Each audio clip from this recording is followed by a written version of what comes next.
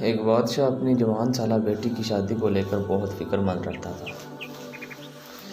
وہ برسوں سے نیک اور عبادت گزار داماد کی تلاش میں تھا۔ ایک دن اس نے وزیر کو بلایا اور کہا کہ کسی طرح میری بیٹی کے لیے میری رعایا میں سے عبادت گزار انسان کو تلاش کر کے سامنے پیش کرو۔ وزیر نے اپنی فوج کو شہر کے جامعہ مسجد کے گرد تعینات کر دیا اور کہا،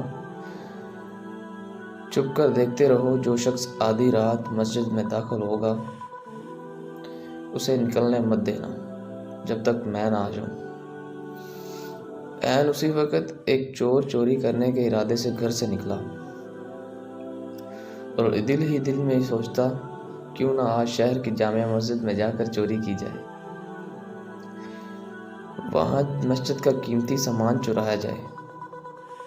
چور جیسے ہی جامعہ مسجد میں داخل ہوا، مسجد کی انتظامیہ نے چور سے بے خبر مسجد کو باہر سے تالا لگا لیا اور اپنے گھروں کو چلے گئے۔ فوجی دوستوں نے وزیر کو اطلاع دے دی کہ لگتا ہے کوئی عبادت گزار آیا ہے، مگر مسجد کو تالا لگ چکا ہے۔ اب صبح کی اذان پر ہی مسجد کھلے گی تو پتہ چلے گا کہ کون ہے۔ وزیر جلدی سے پہنچا اور صبح کی اذان کا شدت سے انتظار کرنے لگا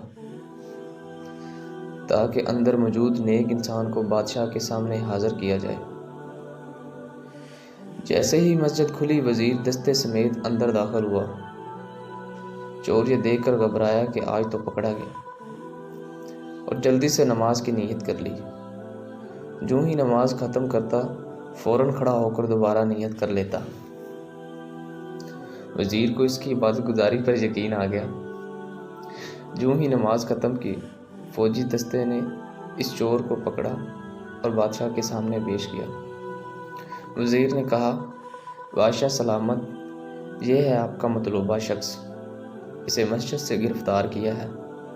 رات بھر مسجد میں عبادت کرتا رہا، چور کی حالت غیر ہو رہی تھی۔ بادشاہ چور سے مخاطب ہو کر کہنے لگا، کیا خیال ہے اگر میں اپنی بیٹی کی شادی تمہارے ساتھ کر کے تمہیں اپنی سلطنت کا ولی عہد مقرر کر دوں؟ کیا تمہیں منظور ہے؟ بادشاہ چور سے مخاطب ہو کر کہنے لگا، کیا تمہیں منظور ہے؟ چور ہکا بکا ہو کر دیکھنے لگا، ڈرتے ڈرتے پوچھا، عالی جان یہ کرم نوازی کس خاطر؟ بادشاہ نے کہا، تم عبادت گزار ہو، رات بھر مسجد میں رہے، صبح اذان ہونے پر باہر آئے۔ چور دل ہی دل میں سوچنے لگا، اے اللہ، میں چوری کی نیت سے ہی صحیح اگر تیرے گھر گیا، دکھلاوے کی نیت سے ہی صحیح نماز ادا کی اور بدلے میں تو نے دنیا میرے قدموں میں ڈال دی۔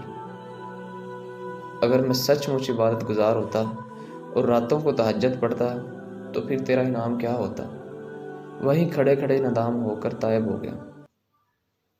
خوش نصیب ہیں وہ لوگ جن کا دل عبادت میں لگتا ہے، حال دل اپنے مالک کے سامنے گڑ گڑا کر ذکر کرتے ہیں، آرام دہ بستروں کو چھوڑ کر مصلے پر کھڑے ہوتے ہیں۔ کیا مقام ہوگا ان کا اللہ کے نزدیک۔ جزاک اللہ۔